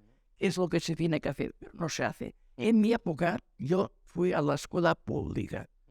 Y cuando yo era un chaval, nadie decía si eres un rojo, si eres azul, si eres amarillo. Y cuando perdón que me alargue un poco, cuando hubo la amnistía, yo estaba de teniente en el gobierno militar. Este señor fue soldado mío, que era abogado ya de soldado, y yo ya era un poco mayor, sabía el trabajo que hacía. El general sabía muy bien el expediente de mi padre. Era rojo, pero no me metieron un tío calmado y tal, en la clase en el Ateneo. Y se salvaron muchos oficiales porque procedían de suboficial. Entonces los soldados tenían un respeto especial para los que habían sido sus sargentos y brigadas. Y bueno, podía contar muchas anécdotas que tengo de la mola, de cuando hacen alianzas y todo esto, porque lo tengo. Muchas gracias. Yo siempre agradezco los testimonios personales porque son un tesoro familiar, ¿verdad? Y antes me refería precisamente a esto, que ese tesoro familiar lo guardamos y nos sirve también, pero no nos sirve para extrapolar a toda la complejidad que se pone una guerra civil. Yo le diré que, por ejemplo, mi abuelo fue jefe de Estado Mayor de una de las divisiones que atacaba a Madrid con el Ejército Nacional. Su mejor amigo, testigo de su boda, habían hecho juntos la guerra de África, se conocían todos, estaba en el otro bando. Se encontraron muchos años después, no se reconocieron porque mi abuelo le había dado una trombosis. Porque mi abuelo después de la guerra defendió a muchos militares de la República y le pusieron cruz y raya y le hicieron la vida imposible. Es decir, muy triste, todas las historias son tristes. El abuelo de mi mujer, coronel de infantería, fiel a su juramento, se ha quedado con la República. No tardaron ni 2 meses en fusilarlo, ni 2 meses. Nuestros abuelos, mi mujer a la que adoro, estuvieron en bandos enfrentados y hoy, gracias a Dios, eso no nos supone ningún problema. Y si hablamos de política, hablamos de la política actual, no de la política de ellos, que era muy diferente. Y esto creo que tiene que quedar muy claro. No heredemos con los odios y con los malos recuerdos ideologías caducas. Por lo menos ese es mi punto de vista. Ya sé que fue olvidado. Sí, sí, sí. Sí, Y él reprochaba a otros. sí, sí, sí. Pues en un bando de otro. Sí, O sea que todo esto ha venido después de la democracia, porque al principio, cuando se murió Franco, pues la gente que fue a su entierro y tal, colaciones y tal, parece que quieren, no sé, que prevalezca una cosa sobre otra. No. O sea, yo que soy de los supervivientes ya de 84, yo digo, los el mes que viene, pues hay pocas personas ya que ves, no digo, tengo un amigo que es comunista y me dijo el otro día, no quiero saber nada, porque es que está vivo, afectado de lo que está ocurriendo y de lo que pasa con algunos ministros. sí. O sea que no recuerdo. Mira, sí, Pero hay que distanciar y meter hacer buenas tablas. sí. Mire, perdone, para generalizar y que también el resto de personas se animen, yo empiezo el libro con esta pregunta. ¿Cuánto tiempo necesita un país para superar los traumas provocados por una guerra civil? ¿Años, decenios, acaso siglos? Como cualquier otro hecho de tal trascendencia, el drama de una contienda fratricida pertenece al pasado. No cabe extirparlo de él. Tal vez siga vivo incluso en el presente, con sus fantasmas proyectando una alargada sombra. Pero lo que nunca debiera condicionar es el futuro de una comunidad. No somos tan raros. Y en la introducción, que muchos lectores se la saltan, y yo hago al revés, me leo la introducción y a veces me salto un libro. Digo una cosa, que es que un país que tenemos como modelo, bueno, algunos como antimodelo, pero que es Estados Unidos, que tuvo una guerra civil durísima, asombrosamente con muchos parecidos a la española, pero eso daría para otra conferencia. Dice, otra guerra civil distinta y distante, la de Estados Unidos de América, necesitó de 100 años, acabó en 1865, hasta 1965 no hubo una obra sintética, objetiva, divulgativa, que no dañara a nadie ni a los herederos y que se pudiera, sobre todo, que los americanos no dan puntadas sin hilo, recomendar en los colegios. Tardaron 100 años en dar con ella. Se llama The Civil War, a History, de Harry Hansen, y luego ya han venido otros. Pero en algún punto, primero, no somos tan raros, y segundo, en lo que sí quizás seamos raros es que ya, sentémonos, hablemos, dialoguemos, hagamos un libro que a lo mejor no es este, que es otro, que se pueda recomendar en los colegios como vacuna para el futuro. Muchas gracias, Josep. Venga. Has comentado el tema del crédito que supone Sí. Juanma. Sí. Historia, leyenda, hecho, el cheque para... Sí. Para la defensa de Baleares específico. Sí. Sí. Comprar un grupo de aviones para que Sí. los militares sublevados pudieran ganar la guerra, y que se habla que fue bastante decisivo. Sí. Era para saber si tenías conocimiento de esto Sí. y si realmente la cantidad fue tanta como se comenta. A ver, yo creo que con March pasa una cosa. Está sobrevalorada su ayuda directa económica, pero está infravalorada el prestigio, aunque a muchos de entonces y de hoy les cueste comprenderlo, internacional que tenía.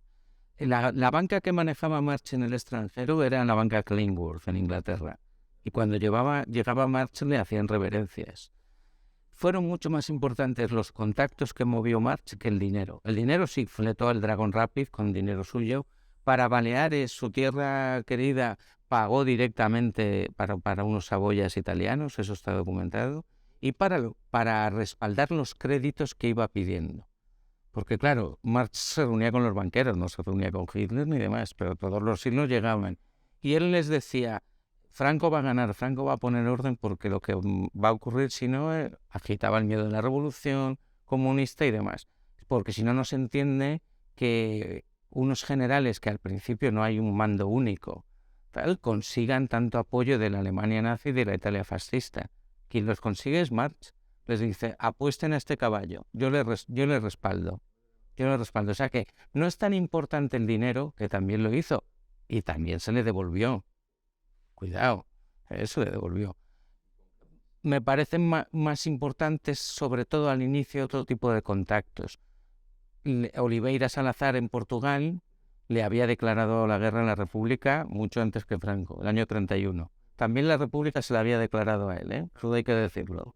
Y Oliveira permitió que llegaran barcos camuflados para la zona nacional, movimiento de tropas, llegó a ofrecerle a Mola, no a Franco, una parte del ejército portugués, no los viriatos que eran unos voluntarios, parte del ejército portugués y parte de la marina para intervenir directamente. Mola le dijo, ni loco, ni loco. Y el lobby judío también participó, Cambó, movió mucho dinero, o sea que es todo un conjunto de factores. Y es lo que me hacen a mí decir que en las conclusiones digo, a ver, ganó la guerra el que mejor utilizó sus recursos militares, sus recursos económicos, sus recursos políticos. Esto no me convierte en franquista, creo que me convierte en investigador histórico. Si yo veo esto con la piedra en lugar del corazón, digo, a ver, estos tíos movilizaron créditos cuando no tenían oro. Estos tíos hacen la guerra de una forma violenta, pero es que la guerra es violenta. Nosotros tampoco se iban mancos. Una cosa que no se me olvide se me ha ido el santo al cielo, pero es decir, que todos esos factores son fundamentales. Otro lobby que moviliza Marx es las petroleras norteamericanas. La Texaco, que además estaba las cúpulas de las multinacionales norteamericanas, y lo he vivido muy de cerca porque trabajé en una, en Citigroup, son muy conservadoras, muy religiosas y demás. Y la Texaco estaba dirigida por una persona muy devota del catolicismo, le enseñan la situación por recomendación de Marx y dice, no se preocupen por el petróleo, tendrán ríos de petróleo, ya hablaremos del pago. Ese es un telegrama textual, eso es cita textual. Es decir, Marx, sí, muy importante, pero con un conjunto de factores. El otro dato que se me olvida, los navarros que le habían declarado la guerra a la República también desde el inicio, los navarros tenían una estructura, por supuesto militar, que es la que ha pasado a la historia, la boina roja y demás, pero tenían un impuesto paralelo, ¿vale? A los impuestos que había, tenían un impuesto paralelo. Y ahora, cuando llega la guerra, llegan los navarros, buenos economistas, porque España tenía buenos economistas, y le dicen a Franco, esto te va a servir a ti de Ministerio de Hacienda. Nosotros tenemos el know-how, tenemos la forma de recaudar, y empiezan a recaudar impuestos con ese modelo. Otra anécdota, el gobernador del Banco de España era una figura excepcional, Nicolau d'Olwer, catalán, y se queda con la República. Y el subgobernador Pedro Pan, son personajes desconocidos que a mí me gusta poner a la luz. Pedro Pan queda en zona nacional y se presenta un señor con traje gris a Franco y le dice, tenemos que fundar el Banco de España Nacional.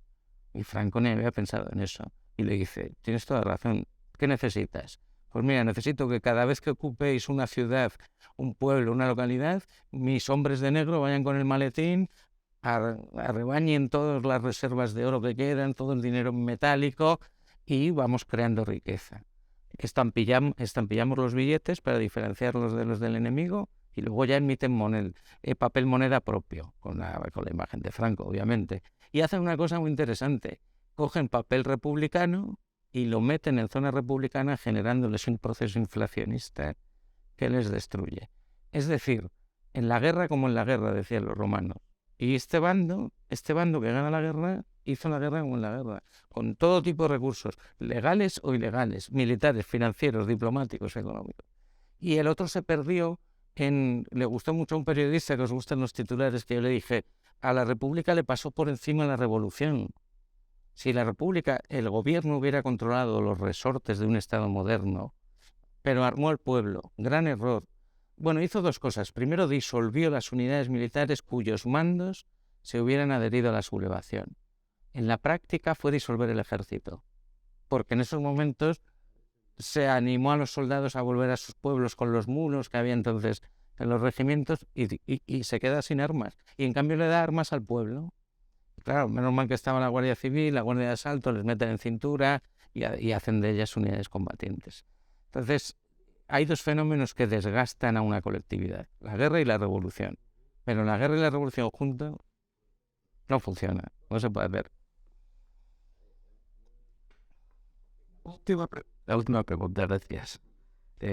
Me dices la gran gestión que hicieron algunos personajes y algunas instituciones a favor de la sublevación. Sí. Pero ¿cómo es que un gobierno constituido, un gobierno europeo, un gobierno democrático no es capaz de hacer estas mismas gestiones a favor suyo con sus aliados, ¿no? Con Francia, con Inglaterra, con los países que le podían haber apoyado y neutralizado al otro? Sí, es muy interesante, muy importante. La República entre el 18 y el 19 de julio cambia hasta 3 veces de gobierno, hasta que da con José Giral, que era del Partido Republicano Radical de Azaña, y hace un gobierno monstruo hasta que en septiembre llega el gobierno de Largo Caballero. Y ahí sí que hay que decir que las gestiones que hacen, la respuesta que reciben es muy tibia. Francia gobierna el Frente Popular de Léon Blum, y Léon Blum, que era un hombre muy exaltado, muy combativo, también venía del mundo sindicalista, y dice, ayuda a la República, abrimos la frontera, mandamos armas. Y los ingleses le llaman, Anthony Eden, laborista, y le dice, como abráis esa espita, abrimos una guerra europea, tened cuidado con lo que hacéis. Pero que Inglaterra le diga eso a Francia en aquellos años era mucho. Pero no solo eso, Léon Blum era presidente del gobierno, pero el presidente de la República era de derechas. Y Francia vivía una guerra civil latente. Apoyar abiertamente a la República excitaba a las masas favorables al bando nacional. Y entonces se relaja. Luego hace una política intermitente. Pero se entregan en brazos de la Unión Soviética. Y ahí es donde yo creo que está el error de la más polémica de las decisiones, que es la de enviar el oro. Yo tengo ese oro y lo utilizo. Por supuesto que lo utilizo, pero lo utilizo de una manera más inteligente. La forma en que lo utilizaron fue trasladarla en camiones escoltados, porque los anarquistas habían avisado que esa riqueza no iba a salir de España. Tenían razón en ese momento, en otras cosas, ¿no? Lo escoltan, llega a Cartagena a los túneles de la Algameca, lo almacenan, llegan 4 barcos rusos con protección y lo llevan a la Unión Soviética. Un país con el que no teníamos todavía relaciones diplomáticas, el primer embajador llega en la guerra, una burocracia oscura. Hay que decir en honor a la verdad que emplearon bastante bien el dinero. Hicieron una salvajada que es convertir esa riqueza fiduciaria, lo alean con un oro que hay en Rusia de muy mala calidad. Eso es lo primero que toman. Y hacen el equivalente en dólares a través de un banco intermedio en Francia y dicen estas 707 toneladas, bueno, en realidad menos porque hubo otra parte que se quedó en otro lado, valen X millones de dólares. Yo te voy a mandar ayuda hasta que agotemos este crédito. Entonces, un economista también, han venido los economistas al rescate, dice, ¿por qué? En la decisión, dice lo mismo que yo, la decisión la tomo, pero yo no doy mi poder de negociación a una potencia extranjera de una sola vez y que la pierdo para siempre. Y plantea varias hipótesis. ¿Por qué no mandarlo a Cartagena? Hemos visto el mapa, Cartagena estaba en la retaguardia profunda republicana, muy bien protegida. Utilízalo ahí, tú empiezas, ese poder de negociación te daba armas no solo de la Unión Soviética, hasta a Francia le hubiera abierto la espita. Y a otros mercados, porque luego la República, cuando agota la cantidad similar a oro, tiene que recurrir al mercado negro. ¿Qué pasa en los mercados negros? Sube el precio y baja la calidad del producto. Es decir, plantea hipótesis de ¿por qué no mandarlo a Cartagena? ¿Por qué no mandarlo a Suiza? ¿Por qué no mandarlo a Francia? Incluso dice, ¿por qué no mandarlo a Nueva York? A sede financiera. Es decir, se precipitaron en decir, toma todo. Estaban presionados, o sea que hay que entender las decisiones en su momento y decidieron mandar todo el oro y perdieron toda su capacidad de negociación. Perfecto. No se me ha visto, pero vamos, dicen que los últimos serán los primeros. Muy bien. Yo volviendo a la guerra, Sí. quisiera saber tu opinión porque has pasado un poquito, lo has explicado, pero has pasado un poquito por encima del otoño del 37. Sí. Yo creo recordar que fue con Tuñón de Lara, con el primero que me surgieron las dudas cuando lo leí, de si de verdad tanto el Estado Mayor, porque Franco, si bien era una figura principal, pero Yagüe, que Podellano, bueno, gente que estaba muy ansiosa por tocar Madrid, porque Madrid, quieras que no, en aquel momento y ahora, sigue siendo la corte, sigue siendo el centro de poder, donde estaba pues gente que valía, y el Banco de España, bueno, y recordar que hace que Franco, tú dices que lo que hace que Franco se vaya al frente norte, que estaba ya blandito, Bueno, cuidado. en aquel momento no estaba muy conflictivo. Estaba aislado. Al caer la famosa defensa en Italia, aquello cambió. Sí. Pero que me refiero que hay historiadores que yo he leído que sostienen que Franco mantiene el conflicto bélico porque Franco no quiere una victoria pactada, que es más, que hay contactos diplomáticos secretos entre miembros importantes de las dos partes para intentar llegar a un acuerdo, y Franco se niega porque Franco lo que quiere es una guerra de ocupación. Quiere una guerra de eliminación de la ideología opuesta a la suya. Sí. ¿Eso es una butad o eso es...? No, voy por partes porque hay varias cosas secuenciales que has dicho. Primero, Franco lo nombran caudillo el 1 de octubre. Es una imposición que le hacen sobre todo los generales de corte monárquico, como Quindelán. Yagüe y Podellano, luego si da tiempo hablamos, pero Quindelán, que era un hombre muy influyente con muchos contactos en Europa, pega un puñetazo en la mesa porque hasta entonces era una junta de generales y Quindelán dice una frase que otros militares le han dicho. Hay dos formas de hacer la guerra, con un mando colegiado o con un mando único. De la primera forma se pierden, con un mando único se ganan. Si hoy nos sacamos un generalísimo, así como la palabra caudillo es un invento para parecerse a Führer, Duce, la palabra generalísimo en España es un rango en la milicia. Wellington fue generalísimo, Espartero también. Significa que tienes poderes omnímodos sobre las Fuerzas Armadas y sobre la población, por un tiempo limitado. No sé si has visto la película de Amenábar, que lo refleja muy bien. Bueno, entonces Franco se instala y se acaban las discusiones en el seno del ejército, no en la política. Los falangistas lo están poniendo a vispitas y Franco está harto de José Antonio, para Antonio ya estaba en vías de fusilar, pero de los falangistas, de los requetés, y en mayo del 37 unifica los dos partidos políticos en un híbrido que se llama Falange Española Tradicionalista y de las Juntas Defensivas, y se acaba el problema político. Entonces ya está. ¿Qué Podellano? Que Podellano protestaba y en privado le llamaba Paco la culona, pero tú defiende el Frente Andaluz, haz lo que tengas que hacer, represión dura, pero no le preocupaba nada. Yagüe era un mando operativo. A Yagüe le quita el mando o Yagüe lo resigna varias veces porque se le opone. Le tenía chance y le daba chance porque habían sido de la promoción, pero era un mando operativo, no tenía nada que ver en las decisiones de si volver a Madrid después de la caída del norte o demás. Y luego, efectivamente, Franco lo que jamás contempló fue una rendición condicionada, nunca. Hay que decir a fuer de sinceros que cuando la República está con fuerza y cuando hace el ejército popular, ellos tampoco, consideraban la guerra como total. Esto es lo escandaloso, lo que dice Julián Marías. Por supuesto no bastaba con convencer al enemigo, como decía Unamuno. No bastaba convencerlo, había que exterminarlo.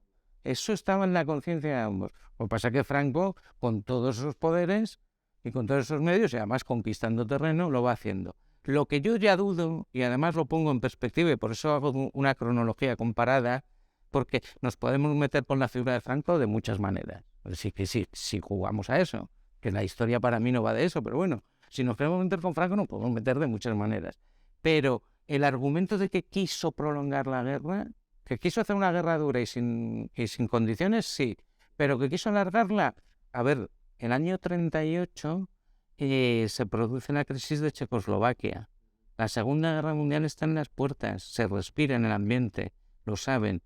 La lógica y las declaraciones y el equilibrio de fuerzas nos dicen, y de hecho así fue, cuanto más se prolongue la guerra, ahora ya en el 38, después de lo que ha transcurrido, Franco dice, me van a amargar la victoria, porque en Palma, entonces acelera la guerra, no estaba interesada en alargarla. Y Negrín lo reconoce públicamente, resistir es vencer, es decir, es un lema derrotista, estamos derrotados, pero vamos a resistir para vencer. Al único que le conviene alargar la guerra a esas alturas es a Negrín y al gobierno de la República. No sé si te he contestado. Gracias. Bueno, familia, gracias a vosotros. Qué bonita presentación. Preciosa. Muchas gracias, Josep.